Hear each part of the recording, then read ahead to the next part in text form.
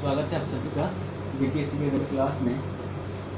जैसा कि हम लोग पीछे चर्चा कर रहे थे, तो पिछले चर्चा में हमने फसलों के बारे में बात कर लिया था, कौन कौन से फसल उत्पादित किए जाते हैं, जिसमें हमने प्रमुख फसलों की बात की थी, जिसमें अनाज के बारे में बात कर लिया था, जिसमें गेहूँ, ठीक है, गेहूँ, मक्का, धान, जौ, इन सब के बारे में बात किया था, ठीक है। उसके बाद हम लोगों ने दलहन के बारे में बात किया था, ठीक है। दलहन में हमने देखा था चना, अरहर, खेसारी, मसूर, इन सब के बारे में पूरे डिटेल में किया था। फिर हमने किया था कल की क्लास में तिलहन। तिलहन में क्या किया था? तिलहन में सरसों राई कर लिया, ठीक है, तीन अरंडी, ठीक है, ये कर लिया। फिर नगदी फसलों में गन्ना कर लिया, ठीक है। नगदी फसलें मतलब वैसे फसलें जिसको डायरेक्टली बेचकर जो किसान होते हैं प्रॉफिट ज़्यादा से ज़्यादा कमा पाते हैं, यानी कि खेत में ही इसको बेच देते हैं। जैसे कि गन्ना है, गन्ने की कटाई जब होती है वहीं पे ट्रक जाता है, ट्रैक्टर जो भी जाता हो वहीं पर से किसान जो है उसको डायरेक्टली बेच देता है और फिर उससे डायरेक्टली उसको प्रॉफिट मिल पाता है, ठीक है। तो ऐसे फसलों को हम नगदी फसल कहते हैं, ठीक है। इसके साथ ही मिर्ची भी है, बिहार में मिर्ची भी नगदी फसल में उगाया जाता है। फिर चाय भी उगाया जाता है, जूट, इन सब के बारे में हमने बात कर लिया था, ठीक है। उसके बाद हमने बात की थी फलों के बारे में, ठीक है। फलों के बारे में बात हुई थी या नहीं? चलिए फल से बात करते हैं, ठीक है। फल उत्पादन, शायद फलों के बारे में हमने बात कर ली थी, लेकिन एक बार रिवीजन कर लेते हैं। फल उत्पादन यानी कि बिहार में कहाँ कहाँ फल का उत्पादन होता है, कौन कौन से फलों का उत्पादन होता है। अगर बिहार में हम उत्पादन करने वाले फलों की अगर बात करें तो उनमें लीची, आम, केला, अमरूद, नींबू, अनानास, पपीता, ये सब जो फल हैं बिहार में उगाए जाते हैं, ठीक है। बिहार फेमस किस लिए है? लीची के लिए है, आम के लिए है, केला के लिए है, बिहार फेमस है, ठीक है। बिहार का जो कुल क्षेत्रफल है, कुल क्षेत्रफल, ठीक है, कुल क्षेत्रफल कितना है? कुल क्षेत्रफल कितना था हमारा? 94,163 वर्ग किलोमीटर, ठीक है। अगर हम 2016-17 की बात करें तो 2016-17 में जो फल का उत्पादन हुआ था बिहार में वो 2,89,000 हेक्टेयर क्षेत्रों पर इसका उत्पादन किया गया था और कुल उत्पादन जो इसका हुआ था वो 41 लाख टन के बराबर उत्पादन हुआ था, ठीक है। ये जो आंकड़े हैं ये सारे बिहार सरकार द्वारा दी गई आंकड़े हैं, ठीक है। भारत में जितने भी लीची का उत्पादन होता है, भारत में जितने भी लीची का उत्पादन होता है उसमें से आधे से अधिक जो लीची का उत्पादन होता है वो बिहार में होता है, ठीक है, ठीक है, बिहार में होता है। और लीची का बागवानी कहाँ होता है? आर्द्र जलवायु क्षेत्रों में जो बिहार में पाया जाता है। इसलिए भारत का जो टोटल लीची का उत्पादन है उसका आधे से ज्यादा बिहार में उत्पादन किया जाता है, ठीक है। अगर बिहार में हम लीची के उत्पादन की बात करें तो मुख्य रूप से उत्तरी बिहार में, ठीक है, उत्तरी बिहार में कहाँ कहाँ? मुजफ्फरपुर, वैशाली, चंपारण, समस्तीपुर, भागलपुर, ये जो क्षेत्र है यहाँ पर लीची का उत्पादन किया जाता है। अगर 2016-17 की आंकड़ों को देखें तो यहाँ पर 32,000 हेक्टेयर क्षेत्र में लीची का बागान लगाया गया था, ठीक है, लीची का बागान लगाया गया था। इनकी उत्पादकता दर जो थी वो 8.2 टन, यानी कि 1 हेक्टेयर क्षेत्र में 8.2 टन लीची का उत्पादन किया गया था, ठीक है। लीची के जो प्रमुख किस्में हैं उसमें देसी, अर्ली बेदाना, शाही, मंदराजी, कसवा, ये सारे लीची के किस्म हैं और इनमें शाही लीची जो है वो सबसे प्रसिद्ध लीची मानी जाती है, ठीक है। तो लीची उत्पादन में बिहार जो है वो सबसे ज्यादा अग्रणी भूमिका निभाता है, यानी कि भारत में पूरे जितने भी लीची का उत्पादन होता है उसमें से आधे से ज्यादा बिहार में उत्पादन होता है। उसके बाद हम अगर आम की बात करें तो आम के लिए भी बिहार फेमस है, ठीक है। बिहार में दरभंगा, समस्तीपुर, पूर्वी चंपारण, ये जो जिले हैं वहां पर आम बहुत ही ज्यादा मात्रा में उगाया जाता है, ठीक है। अगर फिर हम पिछले आंकड़ों की बात करें 2016-17 की, तो बिहार के 40,000 हेक्टेयर क्षेत्र में, बिहार के 40,000 हेक्टेयर क्षेत्र में आम की कृषि की गई थी। और आम के अगर प्रमुख जनजाति की प्रजाति के बारे में अगर बात करें तो कौन कौन सा है? मालदह, आम्रपाली, रत्ना, दशहरी, लंगड़ा, मंजीरा, सीपिया, बॉम्बे, जर्दालू, ये सारे आम के किस्मों के नाम है, आम के प्रजाति हैं। ठीक है। अगर बिहार में फल उत्पादन की बात करें तो 2016-17 में आम, अमरूद, केला, लीची ये सारे उत्पादित किए गए थे। अनानास, पपीता, आंवला ये सारे उत्पादित किए गए थे। ठीक है। इसके बाद अगर हम बात करें तो सब्जी उत्पादन की, ये जो मैंने आंकड़े दिए थे, ये आंकड़े बिहार सरकार का जो आर्थिक सर्वेक्षण था 2017-18 उससे लेकर मैंने दिया था। ठीक है। उसके बाद हम बात करें सब्जी उत्पादन की। फल वाला उस दिन हम लोग डिस्कशन कर लिए थे, अब याद आ रहा है।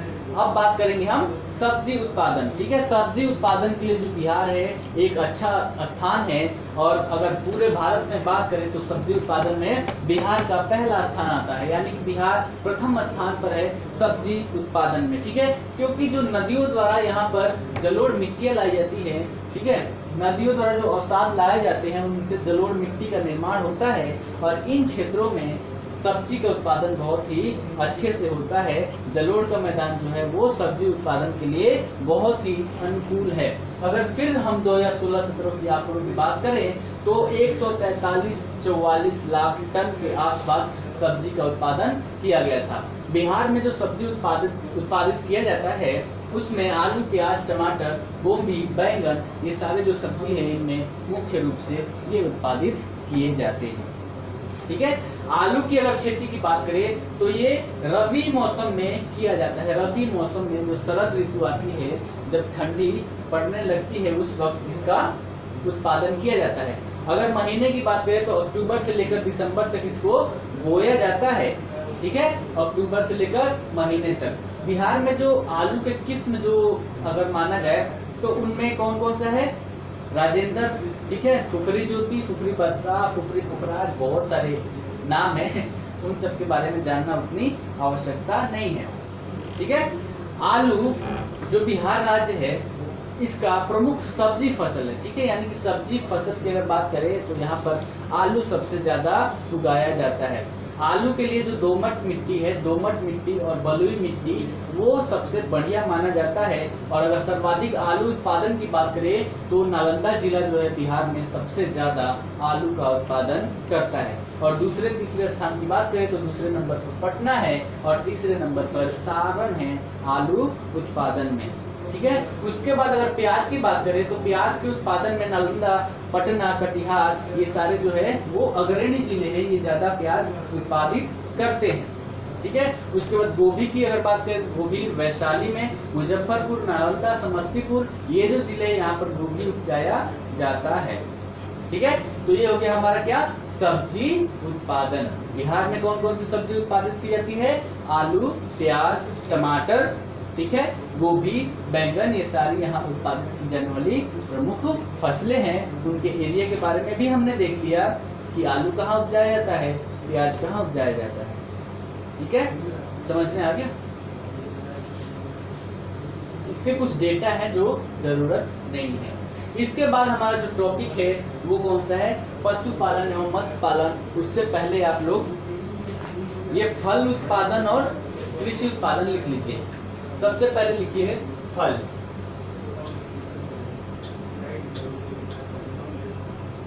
फल उत्पादन। ठीक है। इसमें लिखिए, शॉर्ट में लिखेंगे ताकि समझ में जल्दी आ जाए और कम शब्दों में पूरा चीज हमारा आ जाए। ठीक है। चलिए लिखिए, बिहार में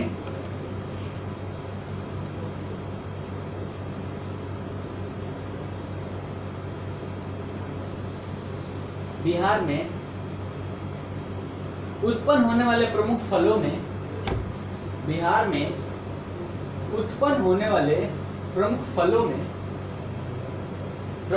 में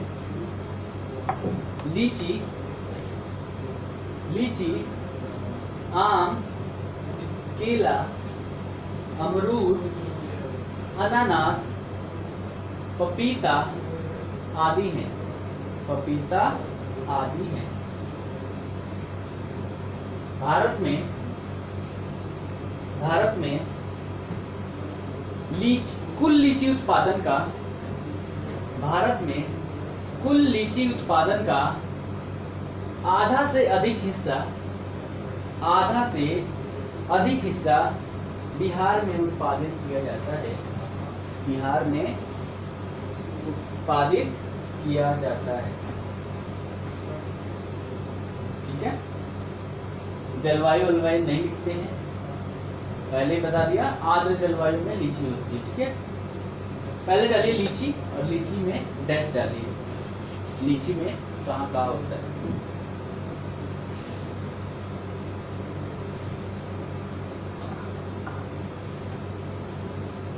बिहार में लीची उत्पादन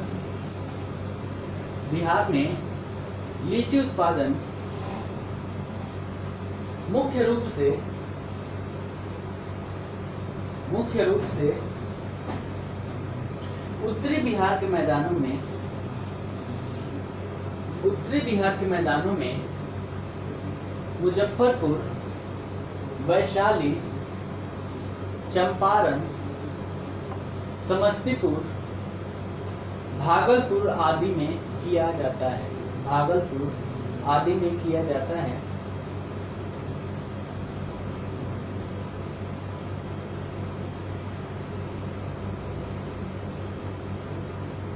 बस इसके बाद डालिए आम डाल के डैश डालिए।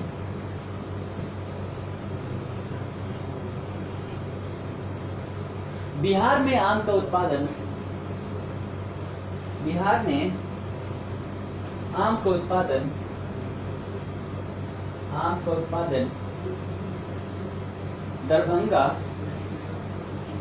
दरभंगा, समस्तीपुर, पूर्वी चंपारण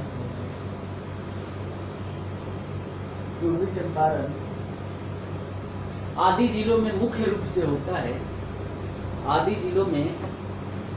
रूप से होता है। बिहार में हर जगह आम का पेड़ आपको मिलेगा, लेकिन यहाँ पर बहुत ज्यादा क्षेत्रों में इसका बागवानी करके वहां पर आम उगाया जाता है। ठीक है, आम की प्रमुख प्रजाति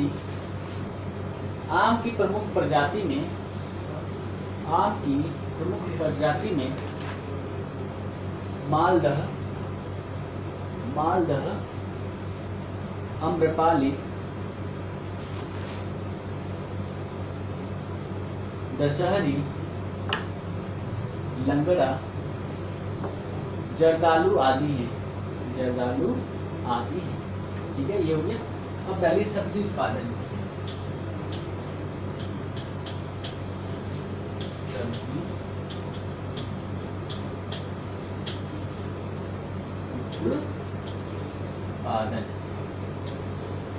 सब्जी उत्पादन में लिखिए भारत में सब्जी उत्पादन में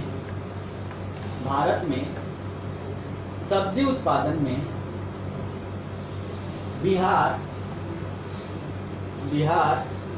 प्रथम स्थान रखता है। नदियों द्वारा निर्मित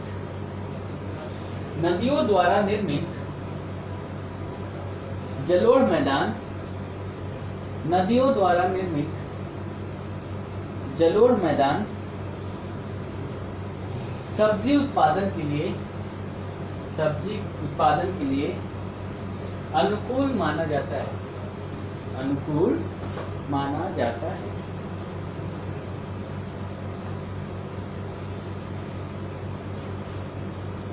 यहाँ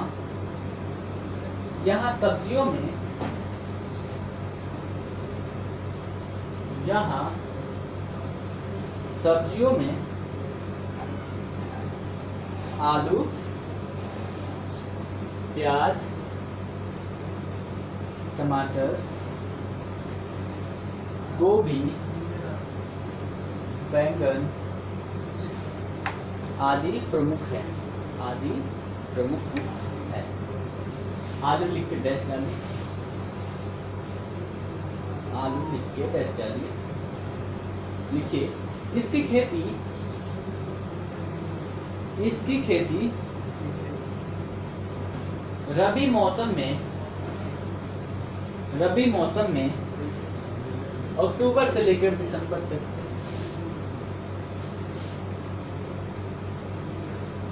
या फिर ऐसे मत लिखिए, इसकी खेती रबी मौसम में शरद ऋतु में की जाती है।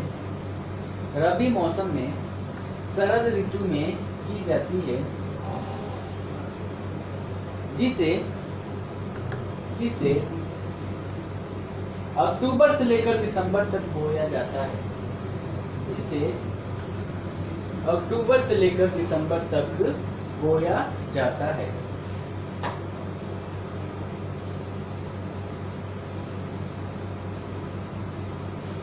आलू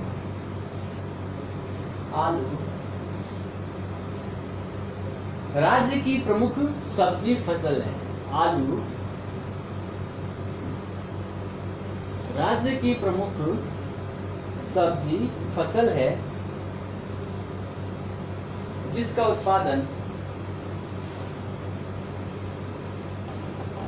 उत्पादन दोमट मिट्टी और बलुई मिट्टी में जिसका उत्पादन दोमट मिट्टी और बलुई मिट्टी में सबसे अच्छा होता है। सबसे अच्छा होता है।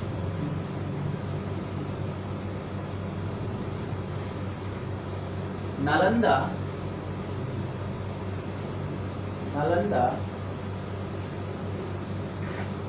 आलू उत्पादन करने में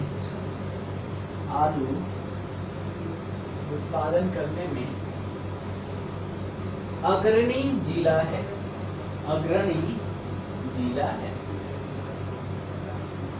उसके बाद डालिए प्याज, इसमें लिखिए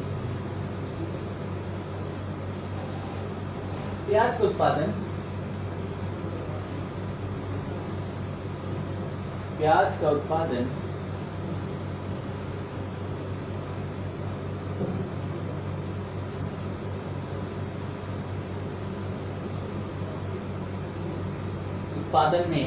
प्याज के उत्पादन में नालंदा, पटना और कटिहार अग्रणी जिले हैं।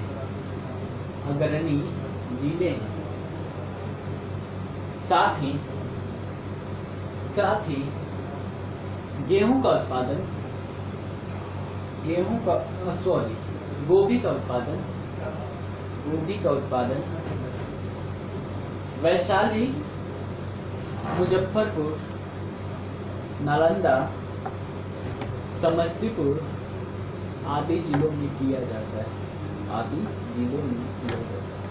ये जिले का नाम लिखने से केवल इतना ही नहीं है, ये जिले मुख्य रूप से उत्पादन करने वाले हैं।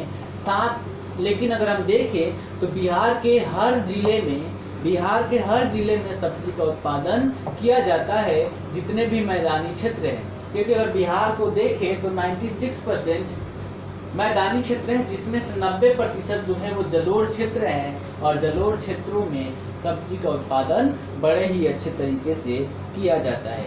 तो ये हमारा फल उत्पादन और सब्जी उत्पादन हो चुका है। इसके बाद डालिए आप पशुपालन।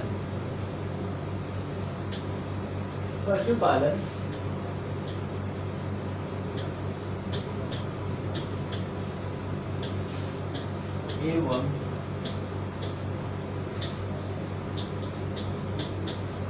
मत्स्य पालन। ठीक है, जहां भी कृषि कार्य होगा वहां पशुपालन जरूर ही होगा, क्योंकि पशुपालन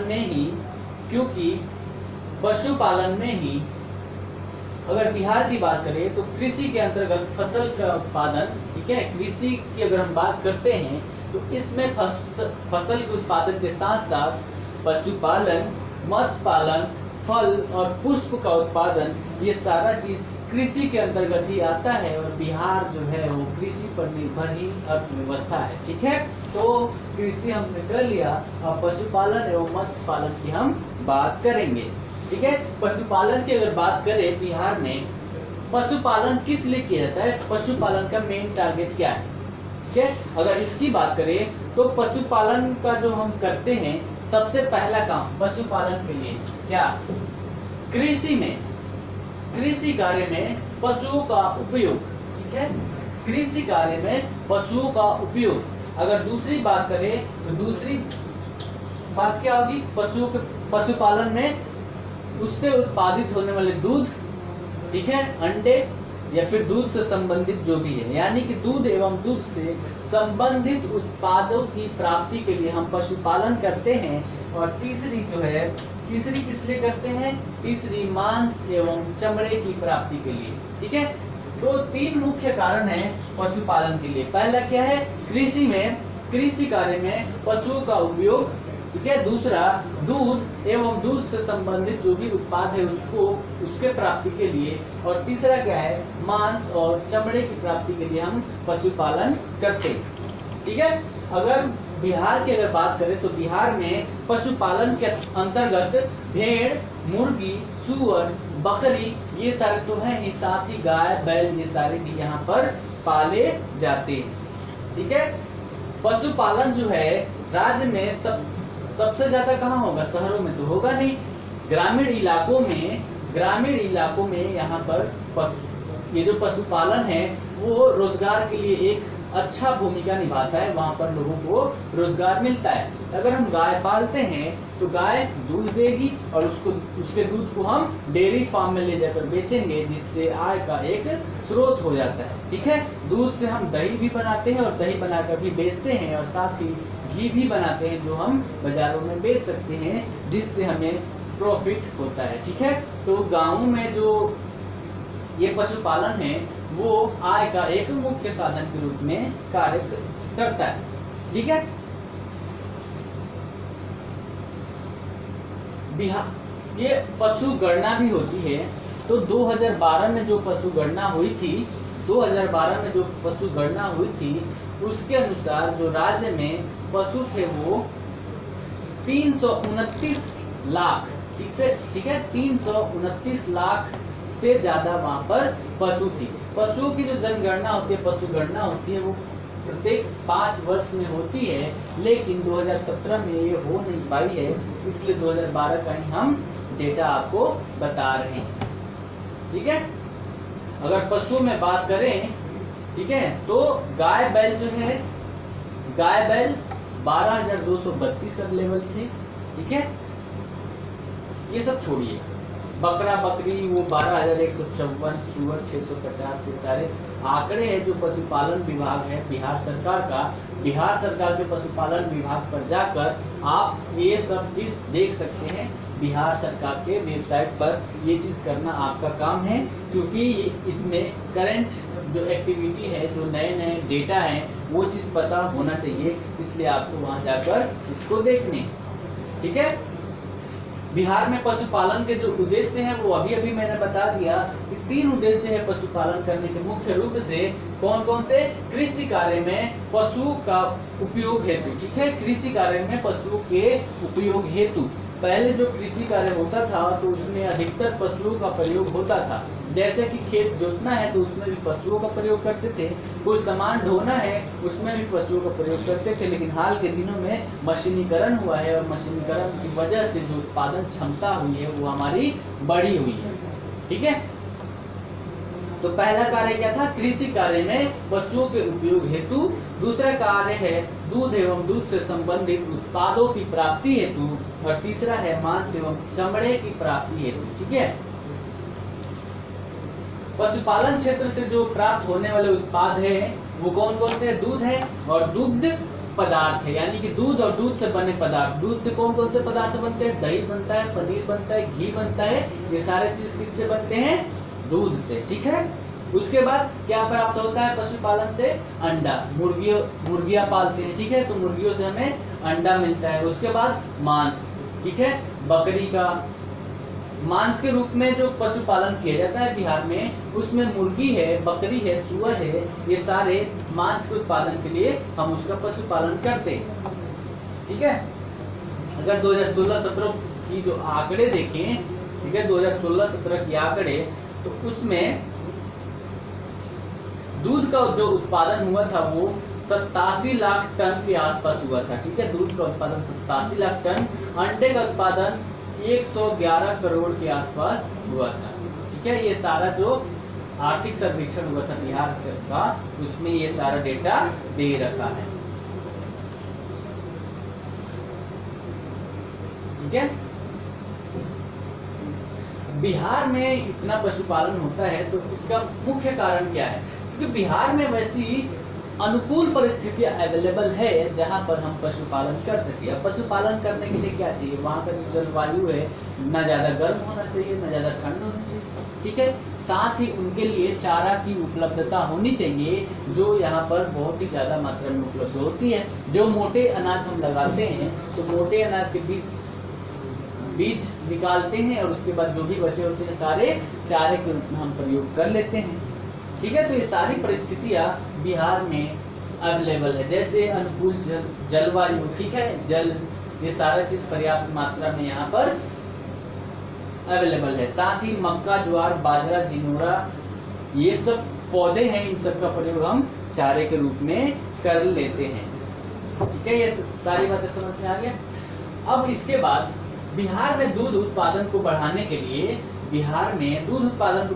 लिए 1983 ईस्वी में बिहार राज्य दूध उत्पादन महासंघ, जिसे हम शॉर्ट में कॉम्फेड के नाम से जानते हैं, ठीक है, कॉम्फेड की स्थापना की गई। कब? 1983 ईस्वी में। किस लिए? दूध उत्पादन का बढ़ावा देने के लिए। इसका हिंदी में नाम क्या है? बिहार राज्य सरकारी दुग्ध उत्पादक महासंघ, यानी कि कॉम्फेड की स्थापना की गई। यह राज्य में ऑपरेशन फ्लड जो चलाया जा रहा था, जिसे श्वेत क्रांति के अंतर्गत, जिसे श्वेत क्रांति हम बोल सकते हैं, इस कार्यक्रम के अंतर्गत इसको चलाया गया, ठीक है। ये जो दुग्ध सलाहकारी समितियां थी, इसकी स्थापना के लिए कॉम्फेड ने त्रिस्तरीय रूप को अपनाया, ठीक है, त्रिस्तरीय रूप। कैसे? पहला क्या है? ग्राम स्तर पर दुग्ध उत्पादकों की सहयोग समितियां, यानी कि जो गांव में एक स्थान निश्चित होगा, वहां पर जो गांव में जो भी लोग दूध उत्पादित करेंगे वहां लाकर वो लोग देंगे, ठीक है। उसके बाद है जिले स्तर पर दुग्ध महासंघ, दुग्ध संघ, और राज्य स्तर पर दुग्ध महासंघ की स्थापना की, यानी कि 3 स्तर पर रूप को अपनाया। ये कहाँ से अपनाया? कॉम्फेड जो थी, ठीक है, कॉम्फेड जो है वो गुजरात स्थित, गुजरात में एक है आनंद डेयरी, उसी के प्रतिरूप के आधार पर बिहार में दुग्ध उत्पादन करता है, और उसके आधार पर सुधा डेयरी जो है, सुधा डेयरी के नाम से बाजार में विपणन करता है, व्यापार करता है, ठीक है। इतनी बातें समझ में आ गई। अगर अभी की बात करें तो राज्य में 7 दुग्ध उत्पादक संघ और 3 दुग्ध परियोजना कार्यरत है, जिसमें से एक जो है वो रांची दुग्ध परियोजना झारखंड में स्थित है, बाकी सारे बिहार में स्थित है। इसके बारे में हम जानकारी ले लेंगे। सबसे पहले इसके बारे में हम लिख लेते हैं, ठीक है। टाइटल क्या है हमारा? पशुपालन एवं मत्स्य पालन, पशुपालन एवं मत्स्य पालन। और इसमें लिखिए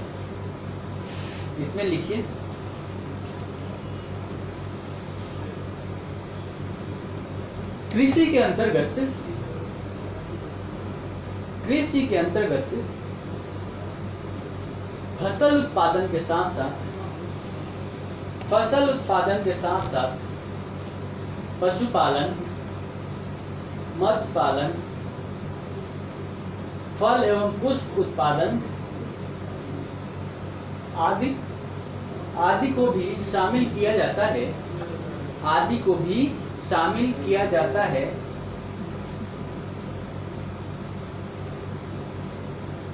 बिहार में पशुपालन के अंतर्गत, बिहार में पशुपालन के अंतर्गत पशु में क्या, गाय भैंस ये सारे आ जाएंगे, ठीक है। पशु, भेड़, बकरी, सूअर, मुर्गी आदि का पालन किया जाता है, आदि का पालन किया जाता है। पशुपालन राज्य में ग्रामीण आबादी की आय तथा रोजगार का प्रमुख साधन है।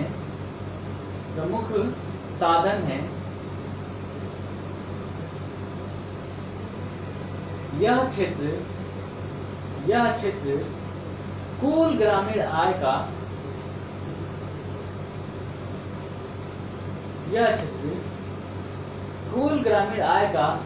लगभग 5वां हिस्सा है,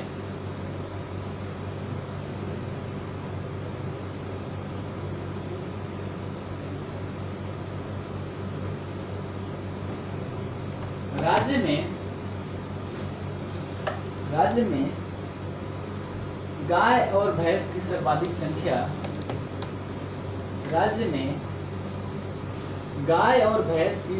संख्या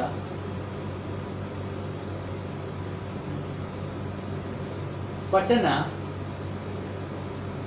भोजपुर, रोहतास, गया, मुजफ्फरपुर, बांका, पश्चिम चंपारण, मधुबनी और पूर्णिया जिलों में है।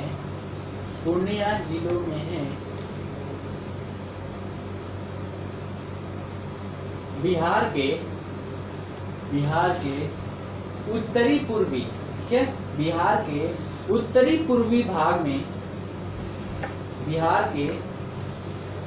पूर्वी भाग में बकरी, मुर्गी और बतखों की संख्या सर्वाधिक है,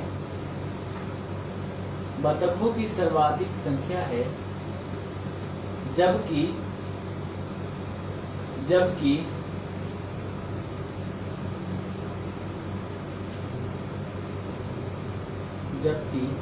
पूर्वी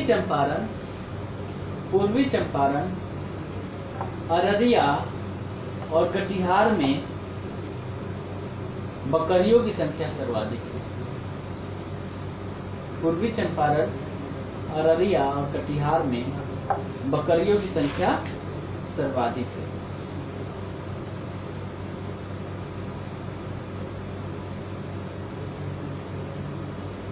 पैराग्राफ बदल के लिखिए, बिहार में पशुपालन निम्न उद्देश्यों से किया जाता है। बिहार में पशुपालन निम्न उद्देश्यों से किया जाता है। पहला, कृषि कार्य में पशुओं का उपयोग हेतु, कृषि कार्य में पशुओं के उपयोग हेतु। दूसरा, मांस एवं चमड़े की प्राप्ति हेतु, मांस एवं चमड़े की प्राप्ति हेतु। और तीसरा, दूध एवं दूध से संबंधित उत्पाद की प्राप्ति हेतु, ठीक है। पैराग्राफ बदलिए और लिखिए,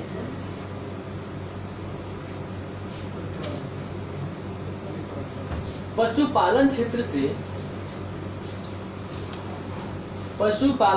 से प्राप्त होने वाले उत्पादों में पशुपालन क्षेत्रों से प्राप्त होने वाले उत्पादों में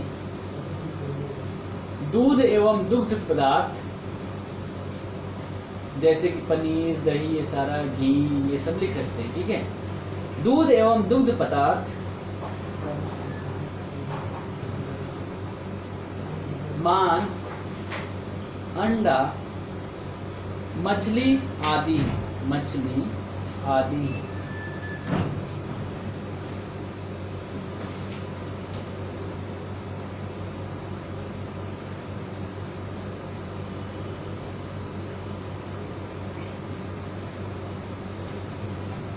बिहार में पशुपालन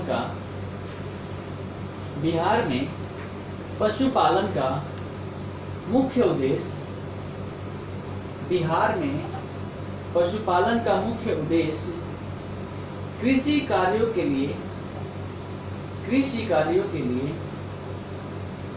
पशु उपलब्ध कराने के साथ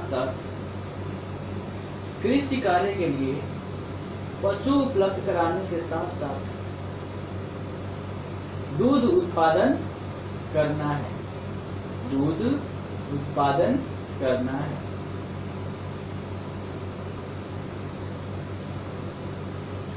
जनसंख्या अधिक होने के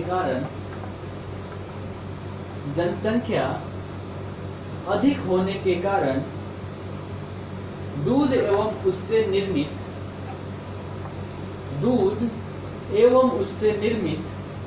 उत्पादों की मांग भी अधिक है। बिहार में दूध उत्पादन को बढ़ाने के लिए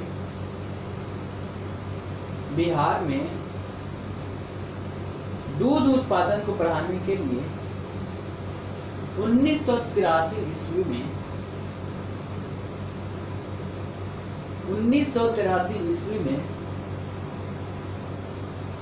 बिहार राज्य सहकारी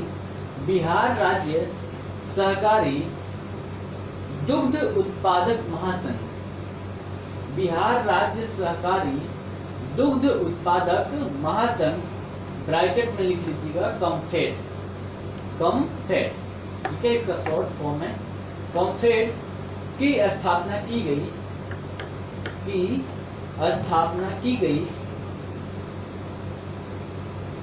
यह राज्य में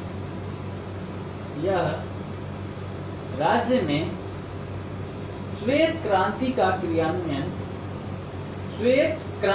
कार्यक्रम का क्रियान्वयन करने वाला अभिकरण है।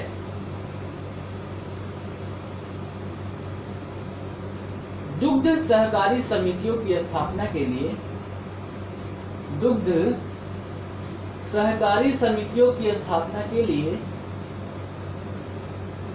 कॉम्फेड ने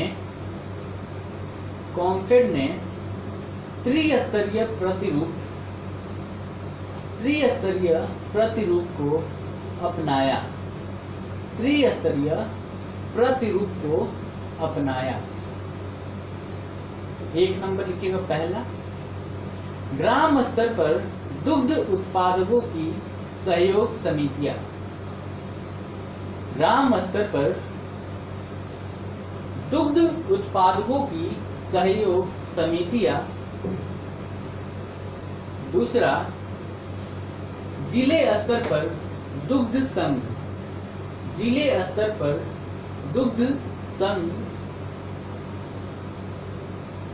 और तीसरा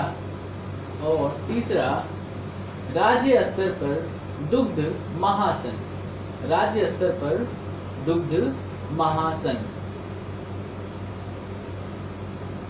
नोट में लिख लीजिए, नोट डाल के उसमें लिख लीजिए, कॉम्फेड ने गुजरात स्थित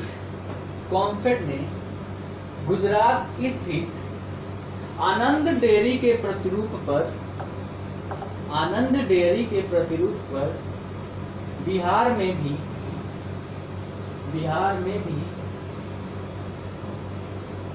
दुग्ध उत्पाद को सुधा डेयरी के नाम से बाजार में विपणन करती है।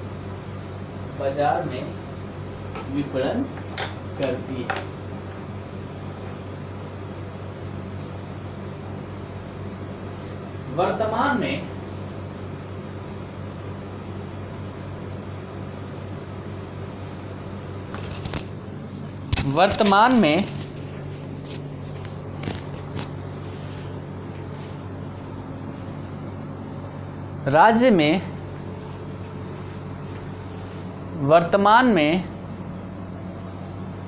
राज्य में 7 दुग्ध उत्पादक संघ और 3 दुग्ध उत्पादक परियोजना कार्यरत है, जिसमें से एक रांची दुग्धशाला परियोजना झारखंड में स्थित है। ठीक है, सारी परियोजनाओं की अगर बात करें तो कौन कौन सी है एक बार सुन लीजिए। वैशाली पाटलिपुत्र दुग्ध संघ पटना, ठीक है, वैशाली पाटलिपुत्र दुग्ध संघ पटना में अवस्थित है। उसके बाद है देश रत्न डॉक्टर राजेंद्र प्रसाद दुग्ध संघ बरौनी में स्थित है। देश रत्न डॉक्टर राजेंद्र प्रसाद दुग्ध संघ बरौनी में स्थित है। मिथिला दुग्ध संघ समस्तीपुर में है। तिरहुत दुग्ध संघ मुजफ्फरपुर में है। शाहाबाद दुग्ध संघ आरा में है। विक्रमशिला दुग्ध संघ भागलपुर में। मगध दुग्ध परियोजना गया में। कोसी दुग्ध परियोजना पूर्णिया में। कोसी दुग्ध संघ सुपौल में। और रांची, बोकारो, जमशेदपुर, ये सारे कुछ और भी हैं। ठीक है, बाकी जो थे हमारे वो मुख्य थे। ठीक है, तो इतनी बातें समझ में आ गई।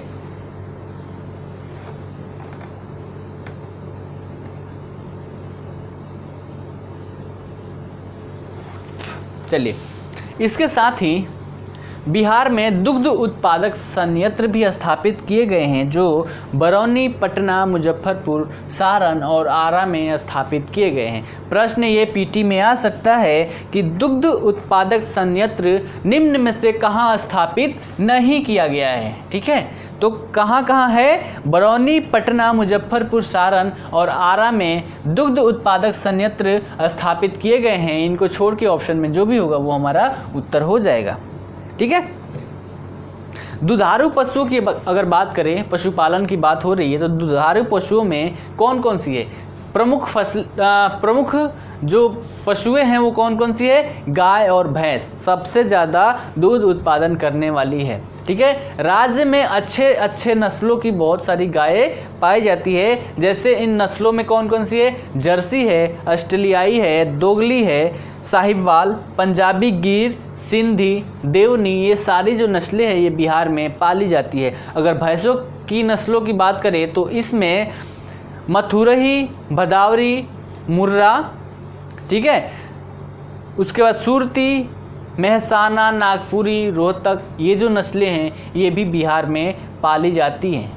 ठीक है, गाय और भैंस जो दो मुख्य रूप से दूध उत्पादन में सबसे महत्वपूर्ण भूमिका निभाती है। ठीक है, उसके साथ ही पशुओं से मांस की भी प्राप्ति होती है। और मांस किस चीज़ का? मांस में क्या मिलता है? हमारा प्रोटीन मिलता है। यानी कि मांस जो है वो प्रोटीन आपूर्ति का प्रमुख साधन है। और मांस की प्राप्ति कहाँ से होती है? बकरी से, भेड़, मुर्गी और सूअर से मांस की प्राप्ति होती है। ठीक है, बकरी की पालन की अगर बात करें तो बिहार में अररिया, पूर्वी चंपारण, भागलपुर, कटिहार, पूर्णिया, किशनगंज, बांका, गोपालगंज, ठीक है, गोपालगंज, ये जो ज़िले हैं यहाँ पर बकरी पालन किया जाता है मुख्य रूप से। ठीक है, भेड़ मांस के साथ साथ ऊन का भी उत्पादन करते हैं। ठीक है, भेड़ का मुख्य मकसद क्या है, ऊन का उत्पादन करना, लेकिन इससे मांस का भी उत्पादन किया जाता है। अगर बिहार में भेड़ का जो पालन है, अगर उसकी बात करें तो पठारी क्षेत्रों में इनका पालन किया जाता है। ठीक है, अगर सर्वाधिक संख्या की बात करें, इनकी सर्वाधिक संख्या की बारे में भेड़ों की, तो कहाँ कहाँ है, कैमूर, औरंगाबाद, भोजपुर, सुपौल, गया, जहानाबाद, पश्चिमी चंपारण, मुंगेर, नालंदा, ये जो ज़िले हैं इन क्षेत्रों में भेड़ों की सर्वाधिक संख्या पाई जाती है। ठीक है, उसके बाद अगर मुर्गी पालन की बात करें तो पूरे भारत में दूसरे नंबर पर मुर्गी पालन में बिहार का स्थान है। ठीक है, मुर्गी पालन में बिहार दूसरा स्थान रखता है पूरे भारत में। ठीक है, अगर मुर्गी पालन की बात करें तो ये मुख्य रूप से उत्तरी पूर्वी हिस्सों में, जैसे कि मुजफ्फरपुर, किशनगंज, पूर्णिया, ठीक है, पूर्णिया, अररिया, कटिहार, सारण, ये जो ज़िले हैं यहाँ पर मुर्गी पालन मुख्य रूप से किया जाता है। तो ये हमारा टोटल पशुपालन हो गया। ठीक है, तो इसमें हमारा क्या बचा था, थोड़ा सा नीचे एक लाइन पैराग्राफ बदल के लिख लीजिए।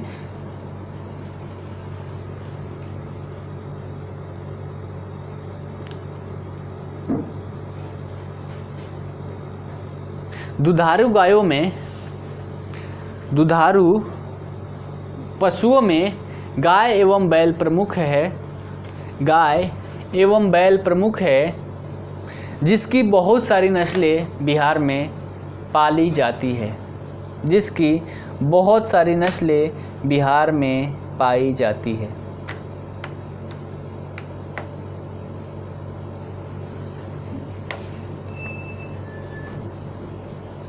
साथ ही पशुपालन, साथ ही पशुपालन मांस के लिए भी किया जाता है, मांस के लिए भी किया जाता है, जिसकी प्राप्ति बकरी, सूअर, भेड़, मुर्गी आदि से होती है, आदि से होती है।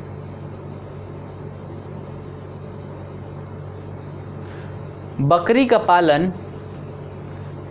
पालन बिहार में अररिया,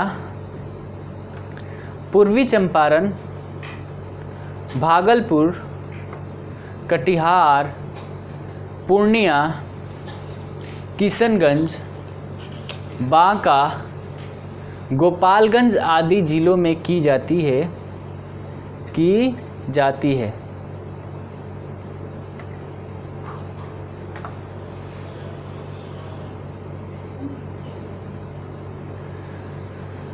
राज्य में भेड़ों की सर्वाधिक संख्या कैमूर, औरंगाबाद, भोजपुर, सुपौल, गया, मुंगेर, नालंदा, जहानाबाद, पश्चिमी चंपारण आदि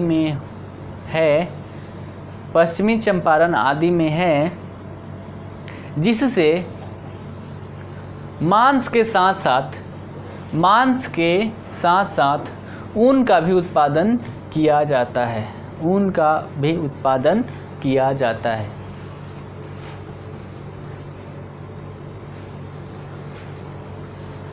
बिहार मुर्गी पालन में भारत में दूसरा स्थान रखता है। भारत में दूसरा स्थान रखता है।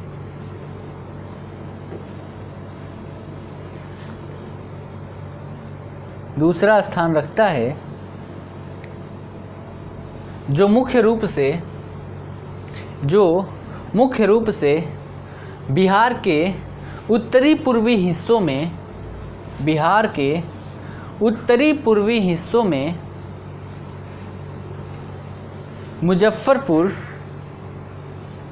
मुजफ्फरपुर, किशनगंज, पूर्णिया, अररिया, कटिहार, गया, सारण आदि जिलों में किया जाता है। सारण आदि जिलों में किया जाता है। ठीक है, तो ये हमारा क्या हो गया, पूरा पशुपालन समाप्त होता है। उसके बाद अगला क्या है हमारा, मत्स्य पालन। इसको भी थोड़ा सा हम देख लेते हैं, थोड़े ही देर में ये समाप्त हो जाएगा। ठीक है, मत्स्य पालन। मत्स्य पालन कहाँ होगा, जहाँ पर पानी का स्रोत हो। ठीक है, तो पानी का स्रोत मत्स्य पालन पानी के स्रोत में किया जाता है। और अगर बिहार की बात करें तो बिहार का जितना भी भौगोलिक क्षेत्र है, बिहार के जितने भी भौगोलिक क्षेत्र हैं उसके 3.9% क्षेत्रों पर जल हमें देखने को मिलता है। ठीक है, तो इन क्षेत्रों पर हम मत्स्य पालन करते हैं। ठीक है,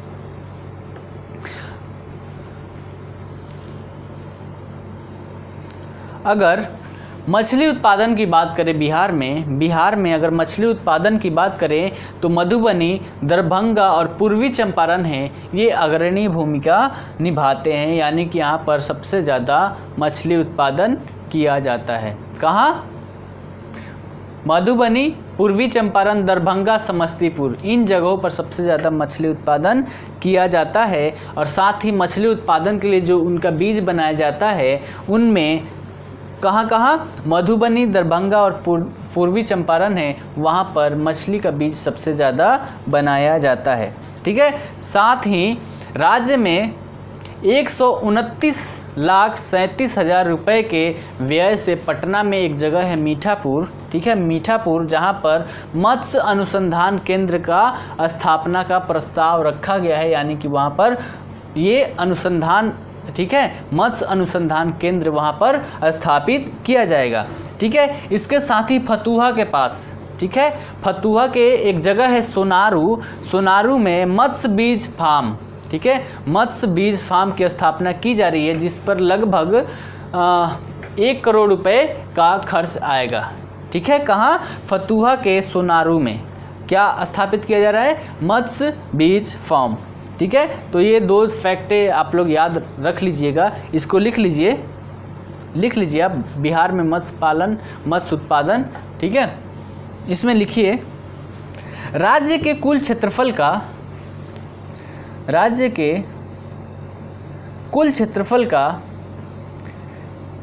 3.9% भाग जल के अंतर्गत आता है। राज्य में मछली उत्पादन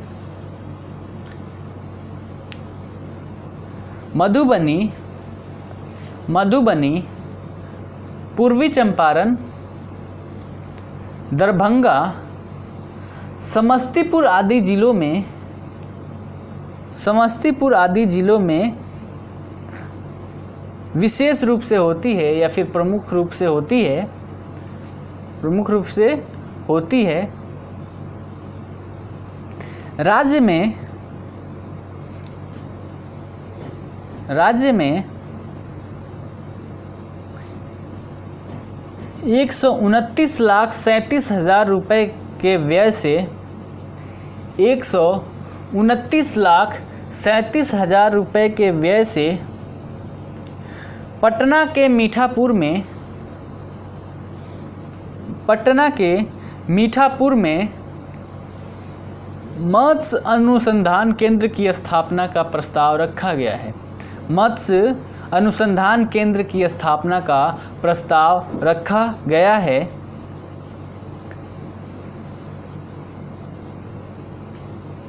तथा फतुहा के सोनारू में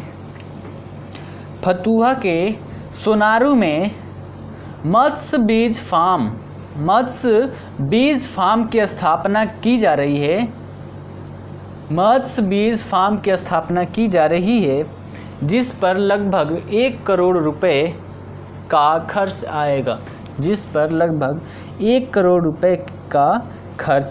आएगा।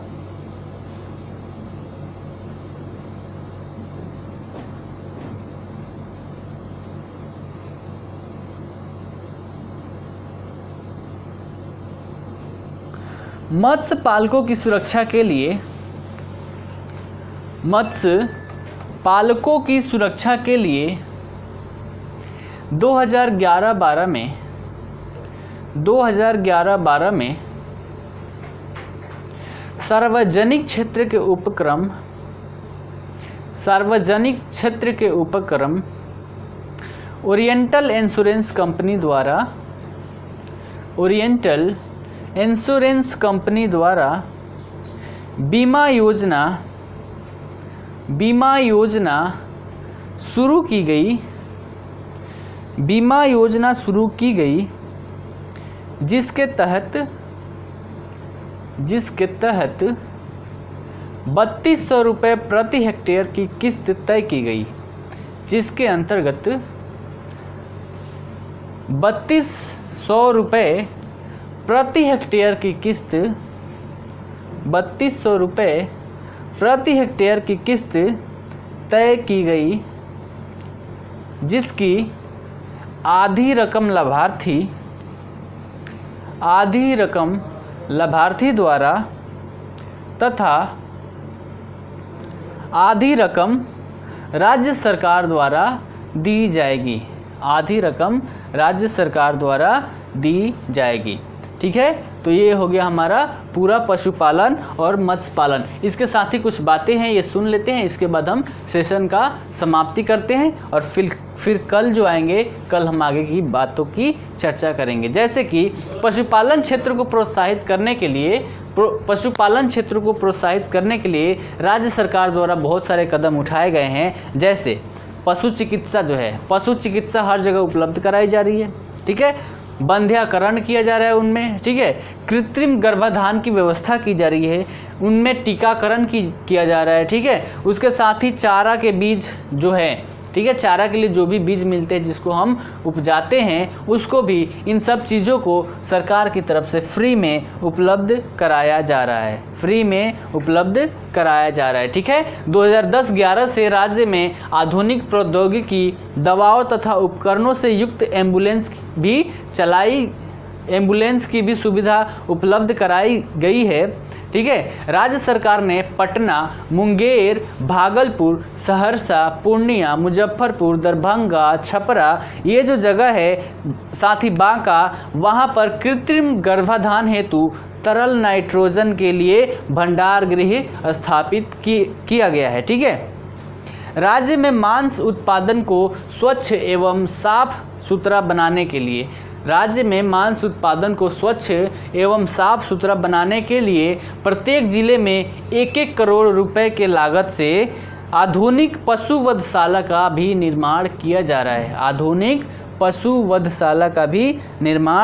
जा रहा है। लेकिन मशीनीकरण एवं आधुनिक सुविधाओं जैसे कृत्रिम गर्भाधान केंद्र, शीत भंडार गृह आदि मांग की तुलना में काफ़ी कम है, जिसके कारण उत्पादकता जो है वो बहुत ही कम है, उत्पादकता बढ़ नहीं पा रही है। ठीक है, तो ये हमारा क्या था, पूरा आज हमारा मत्स्य पालन पशुपालन समाप्त होता है। कल के सेशन में हम आगे की चर्चा करेंगे। ठीक है, तो आज के लिए इतना ही, धन्यवाद, फिर कल मिलते हैं।